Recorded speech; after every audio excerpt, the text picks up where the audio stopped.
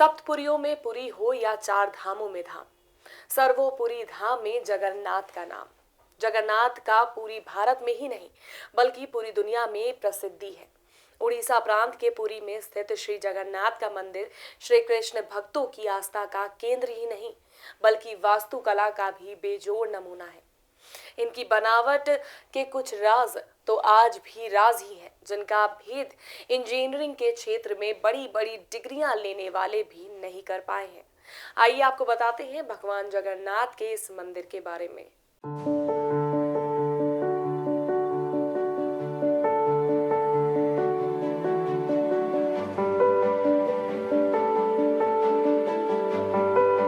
कदाचित कालंदी तट विपिन संगीत तरलो, मुदा भीरी नारी वदन कमला स्वाद मधुपा, रमा शंभु ब्रह्म मरपति गणेशार्चित पदो जगन्नाथा स्वामी नयन पद गामी भौतु में। हिंदुओं की प्राचीन और पवित्र 7 नगरियों में पुरी उड़ीसा राज्य के समुद्री तट पर बसा। जगन्नाथ मंदिर विष्णु के 8वें अवतार श्री कृष्ण को समर्पित है। भारत के पूर्व में बंगाल की खाड़ी के पूर्वी छोर पर बसी पवित्र नगरी पुरी उड़ीसा की राजधानी भुवनेश्वर से थोड़ी दूर पर है। आज का उड़ीसा प्राचीन काल में उत्कल प्रदेश के नाम से जाना जाता था। यहाँ देश की समृद्ध बंदरगाहें थी, जहाँ जावा, सुमात्रा, इंडोनेशिया, थाईलैंड और अन्य कई देशों का इन्हीं बंदरगाहों के रास्ते व्यापार होता था। पुराणों में इससे धरती का वैकुंठ कहा गया है। यह भगवान विष्णु के 4 धामों में से एक है। इसे श्री क्षेत्र, श्री पुरुषोत्तम क्षेत्र, शाक क्षेत्र, नीलांचल, नीलगिरी और श्री जगन्नाथपुरी भी कहते हैं। यहाँ लक्ष्मीपति विष्णु ने तरह तरह की लीलाएं की थी। ब्रह्म और स्कंद पुराण के अनुसार यहाँ भगवान विष्णु पुरुषोत्तम नील माधव के रूप में अवतरित हुए और सबर जनजाति के परम पूज्य देवता बन गए। सबर जनजाति के देवता होने के कारण यहाँ भगवान जगन्नाथ का रूप कलीबाई देवताओं की तरह है। पहले कबीले के लोग अपने देवताओं की मूर्तियों को काष्ठ से बनाते थे। जगन्नाथ मंदिर में सबर जनजाति के पुजारियों के अलावा ब्राह्मण पुजारी भी हैं। ज्येष्ठ पूर्णिमा से आषाढ़ पूर्णिमा तक सबर जाति के दैतापति जगन्नाथ जी की सारी रीतियां करते हैं। कहा जाता है कि भगवान जगन्नाथ के स्वामी जगन्नाथ भगवान श्री विष्णु की इंद्रनील या कहें नीलमणि से बनी मूर्ति एक अगरू वृक्ष के नीचे मिली थी। मूर्ति की भव्यता को देखकर धर्म ने इसे पृथ्वी के नीचे छुपा दिया। मान्यता है कि मालवा नरेश इंद्रगुम्न, जो कि भगवान विष्णु के कड़े भक्त थे, उन्हें स्वयं श्री हरि ने सपने में दर्शन दिए और कहा कि पुरी के समुद्र तट पर तुम्हें एक दारू लकड़ी का लट्ठा मिलेगा, उससे मूर्ति का निर्माण कराओ। राजा जब तट पर पहुंचे तो उन्हें लकड़ी का लट्ठा मिल गया। अब उनके सामने ये प्रश्न था कि मूर्ति किनसे बनवाए।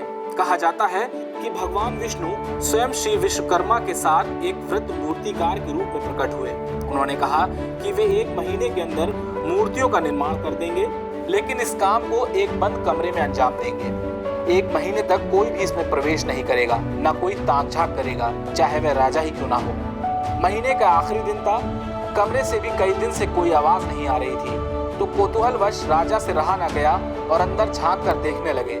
लेकिन तभी वृद्ध मूर्तिकार दरवाजा खोलकर बाहर आ गए और राजा को बताया कि मूर्तियां अभी अधूरी हैं, उनके हाथ नहीं बने हैं। राजा को अपने कृत्य पर बहुत पश्चाताप हुआ और वृद्ध से माफी भी मांगी, लेकिन उन्होंने कहा कि यही दैव की मर्जी है। तब उसी अवस्था में मूर्तियां स्थापित की गई। आज भी भगवान जगन्नाथ, बलभद्र एवं सुभद्रा की मूर्तियां उसी अवस्था में हैं।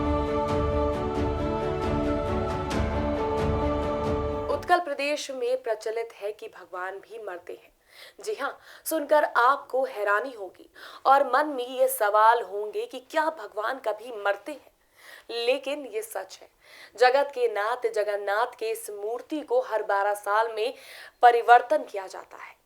या ये भी मान्यता है कि इस आवारण के अंदर भगवान के शरीर मौजूद है। भगवान जगन्नाथ के जिस विग्रह का भक्त दर्शन करते हैं वह उनका काष्ठ का आवरण है, जो हर 12 साल के बाद बदला जाता है। इस समय उसे नवे कोलेवर कहा जाता है। इससे बदलते समय पुजारी आंखों में पट्टी बांध देते हैं और हाथों में वस्त्र लपेट लेते हैं। कहते हैं इस आवरण के अंदर भगवान के शरीर मौजूद हैं। मान्यता है कि इसे देखने वाले की मृत्यु हो जाएगी, इसलिए आज तक मूर्ति के अंदर मौजूद तत्व को कोई देख नहीं पाया। जगन्नाथपुरी में मध्यकाल से ही भगवान नाथ की हर वर्ष पूरे हर्षोल्लास के साथ रथ यात्रा निकाली जाती है। इसमें मंदिर के तीनों प्रमुख देवता भगवान जगन्नाथ, बलभद्र और भगिनी सुभद्रा को अलग अलग रथों में पूरी विराजमान किया जाता है। पूरी तरह से सुसज्जित इस रथ यात्रा का नजारा भी भव्य दिखाई देता है। वर्तमान में रथ यात्रा का चलन भारत के अन्य वैष्णव कृष्ण मंदिरों में खूब जोरों पर है। अब तो छोटे छोटे शहरों में भी भगवान जगन्नाथ की रथ यात्रा के आयोजन होने लगे हैं।